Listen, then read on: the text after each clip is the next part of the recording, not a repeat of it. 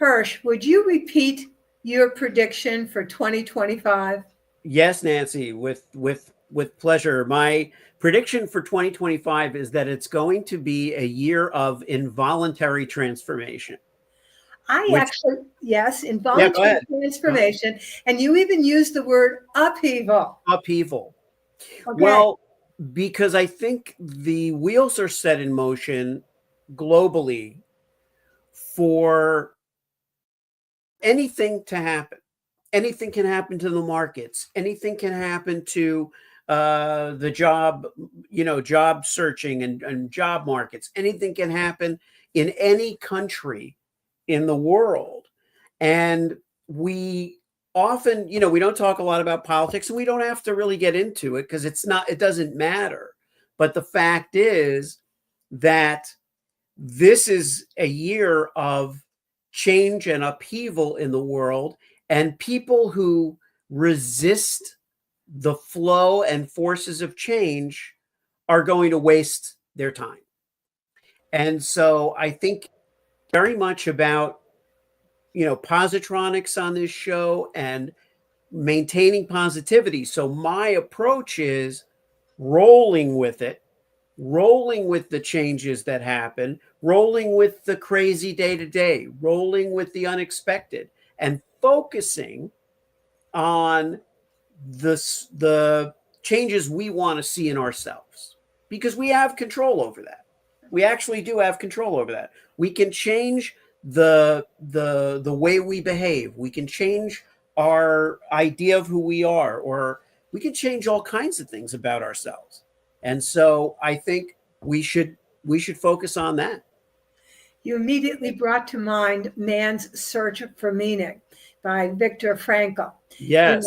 And I don't know about you, listener, but as I was listening to what Hersh just said, there was a little bit of, oh, my guts kind of clenched and I got kind of squirmy. And why was that? Because I think that I, and maybe many of us, want stability, and we want to have a sense of certainty and a sense of command over our environment so that things are not in upheaval and not in turmoil, and that there's no involuntary transformation taking place.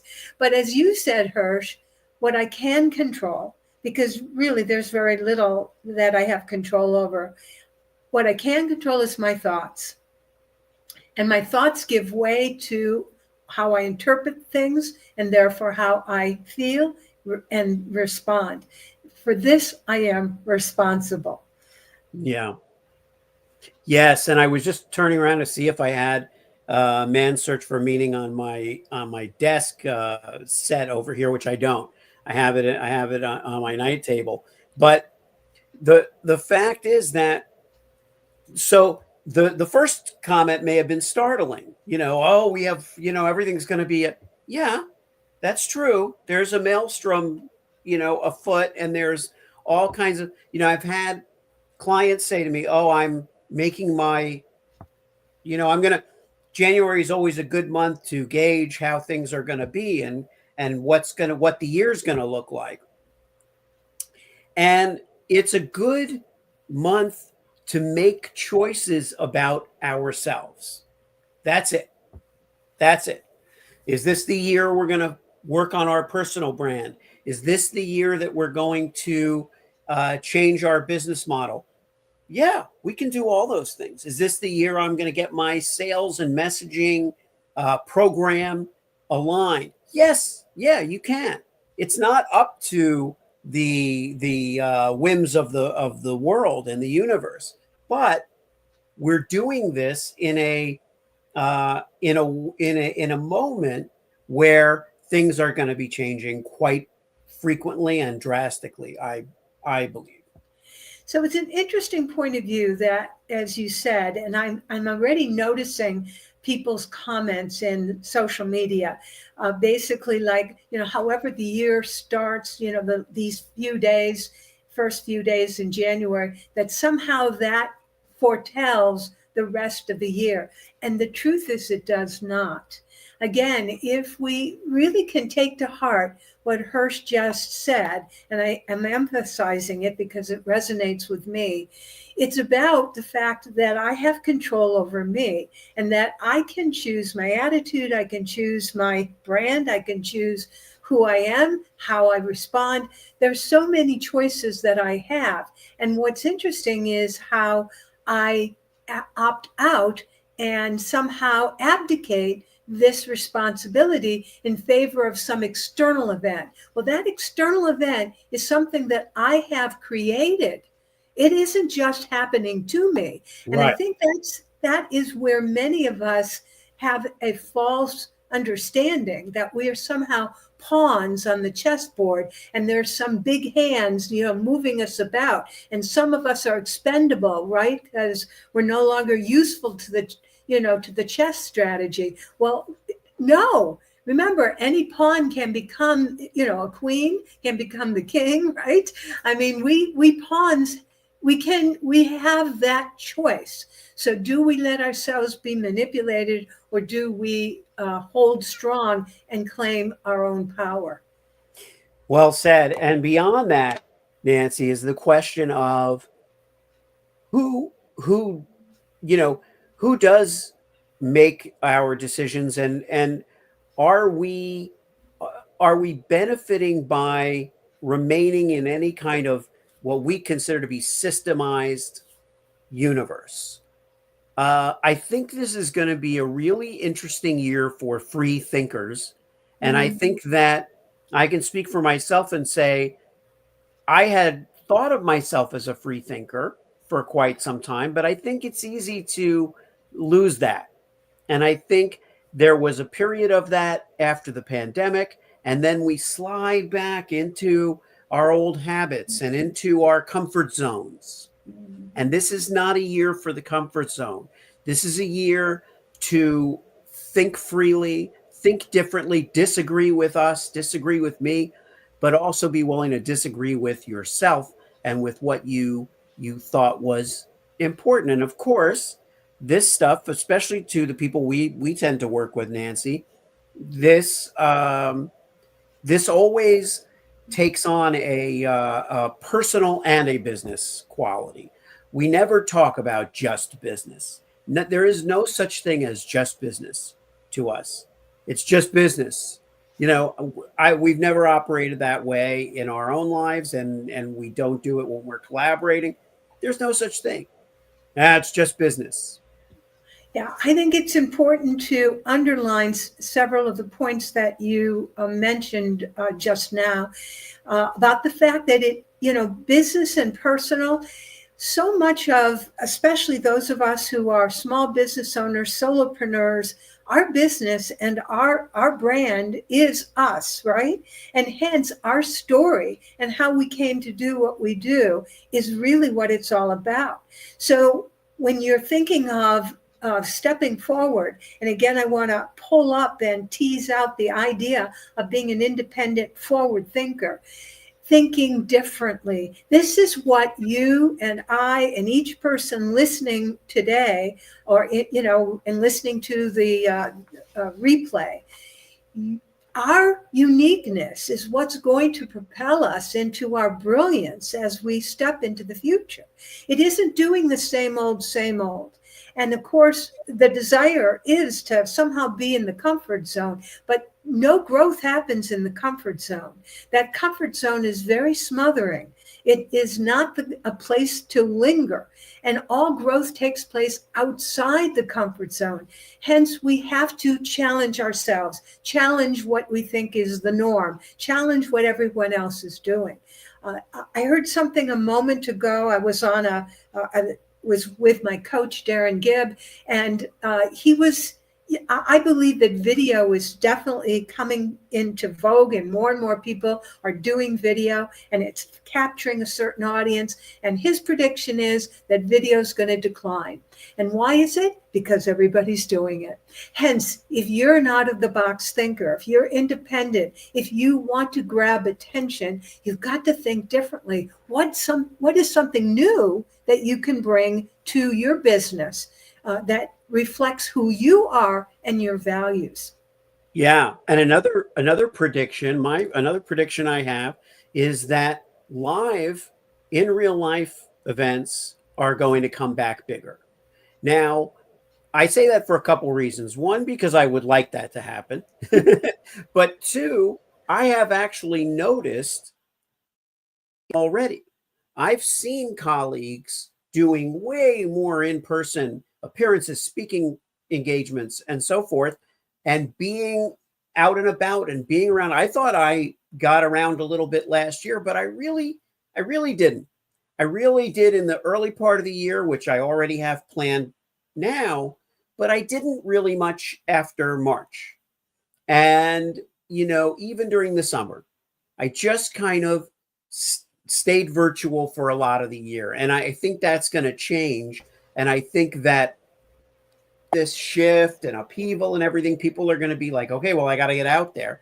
Question is, when do you realize it? Do you realize it now that you're going to have to get out there more this year?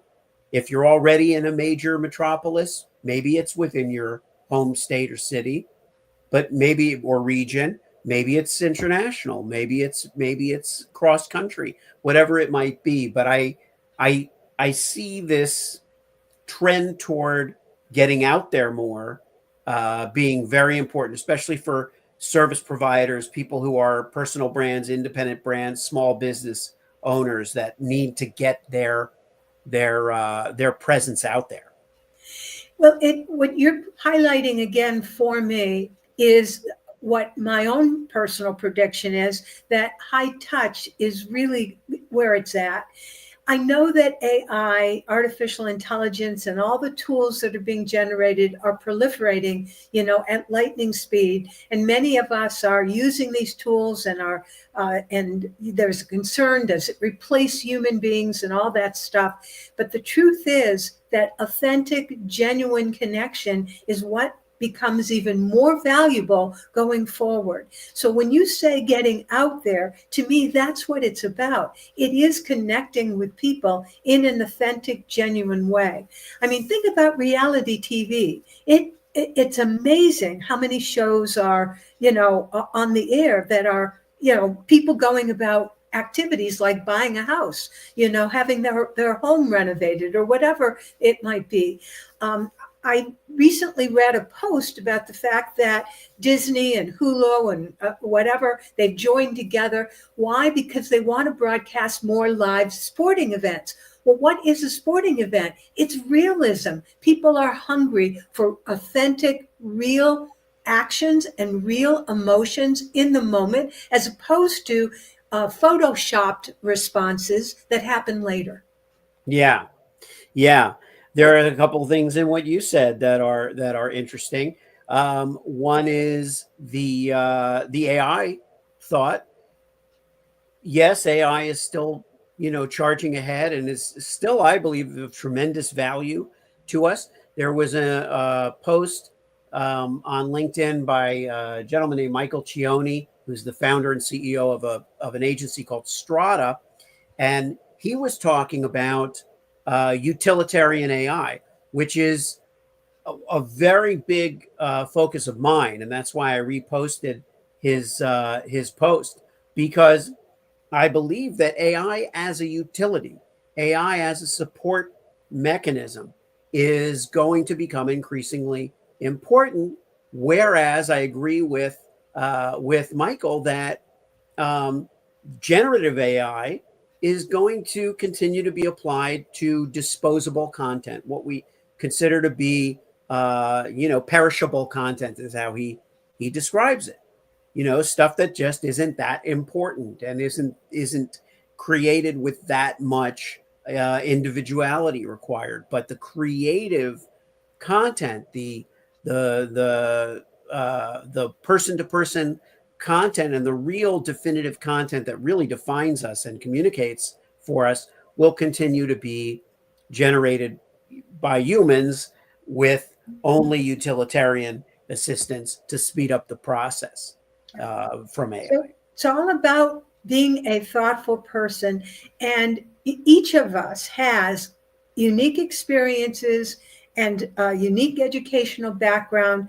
that has culminated together in a body of wisdom.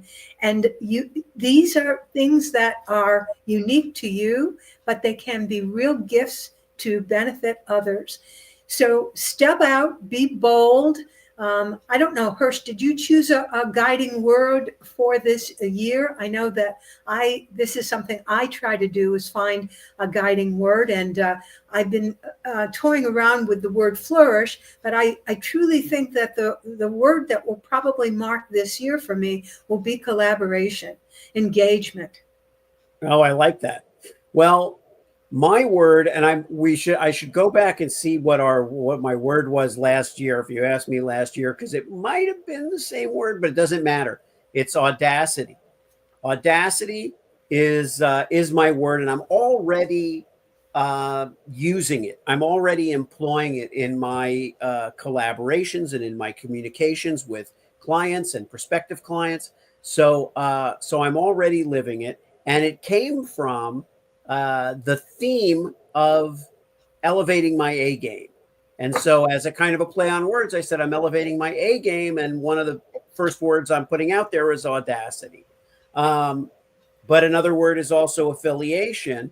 And so, to your point, it what we do with our relationships, collaborations, and so forth is really tantamount. So, Yeah, uh, I think A game is A game, and audacity I is like just it. a big. It may tickle you to know that audacity was my word for last year.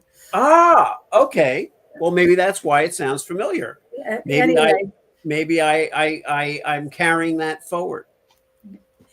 it's all good. So we need to close out this rendition of our what has been known and known No and self sell. We pointers. were doing no and sell pointers. Right, but we are morphing, and you will see us morph over the next several weeks.